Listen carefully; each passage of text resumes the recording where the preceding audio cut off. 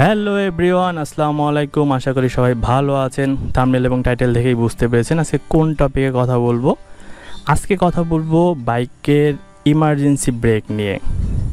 Emergency ব্রেকটা আসলে কি? এটা কি আলাদা কোনো নাম আছে বা আলাদা কোনো বিষয় আছে? না, ইমার্জেন্সি মুহূর্তগুলো, যেমন আপনি হুট করে চালাচ্ছেন 100 স্পিডে বা 80 স্পিডে চালাচ্ছেন, হুট করে একটা কুকুর দৌড় দিল, তো আপনার খুব দ্রুতই ব্রেক করতে হবে। অথবা দেখা যায় একজন হুট করে পথচারী দৌড় দিল, আপনি দ্রুত ব্রেক করতে হবে, স্পিড ব্রেকার চলে আসতে পারে। এই দ্রুত যে আপনি ব্রেকটা করবেন, এটাই আসলে ইমার্জেন্সি ব্রেক। এটার আলাদা কোনো নাম বা অন্য কিছু নেই। এখন আসি যে ইমার্জেন্সি ব্রেকটা আপনি কীভাবে করলে প্রপার ওয়েতে আপনি গাড়িটাকে খুব দ্রুত কন্ট্রোল করে থামাইতে পারবেন, কোনো স্কিড করবে না বা অন্য কোনো সমস্যা হবে না। এটা করতে হলে আপনাকে যেটা করতে হবে, ইঞ্জিন ব্রেক, রেয়ার ব্রেক এবং ফ্রন্ট ব্রেক, এই তিনটা ব্রেকের কম্বিনেশন করে আপনার বাইকটাকে ব্রেক করতে হবে ইমার্জেন্সি মুহূর্তের সময়।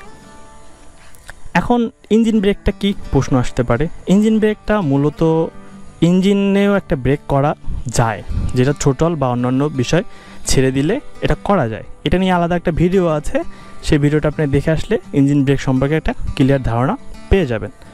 এরপর আসি ফ্রন্ট ব্রেক। ফ্রন্ট ব্রেকের বিষয়টা হচ্ছে 50, 30, 70 এই মেজারমেন্টে একটু চাপ দিতে হয় ব্রেকটা, তাহলে আপনার স্কিড করার একটা সম্ভাবনা থেকে আপনি মুক্তি পাবেন।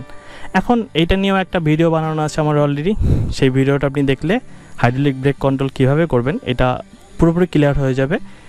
তারপর আমি এখন প্র্যাকটিক্যালি দেখাবো ইমার্জেন্সি ব্রেক কীভাবে করবেন।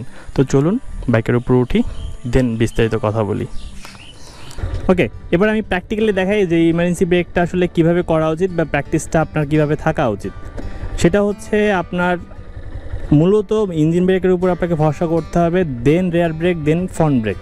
তবে একটা জিনিস বলে রাখি, আপনার গাড়িটা যদি যত স্পিডে থাকুক না কেন, আপনার গাড়িটা সবচেয়ে বেশি থামাতে কাজ করবে হচ্ছে আপনার ফ্রন্ট ব্রেক, দেন হচ্ছে ইঞ্জিন ব্রেক এবং রেয়ার ব্রেক।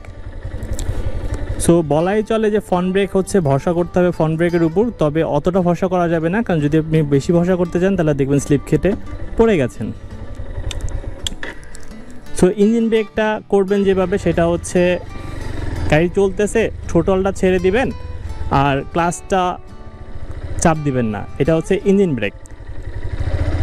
আর রেয়ার ব্রেক তো পার ব্রেক, যেটা পার ব্রেকটা ক্লিক করবেন, চেপে ধরবেন, দেন ফ্রন্ট ব্রেকটা 50, 60, 70 এভাবে চাপ দিবেন, যাতে আস্তে আস্তে গাড়িটার উপর কোনো প্রেশার না পড়ে।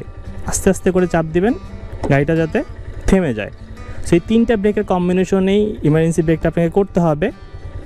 আশা করি ভিডিওটা বুঝতে পেরেছেন বা আমি বুঝাতে পেরেছি ইমার্জেন্সি ব্রেকের ক্ষেত্রে আপনি কী করবেন। সো এই ছিল আজকে ভিডিও যদি ভালো লাগে লাইক, কমেন্ট অ্যান্ড শেয়ার করবেন।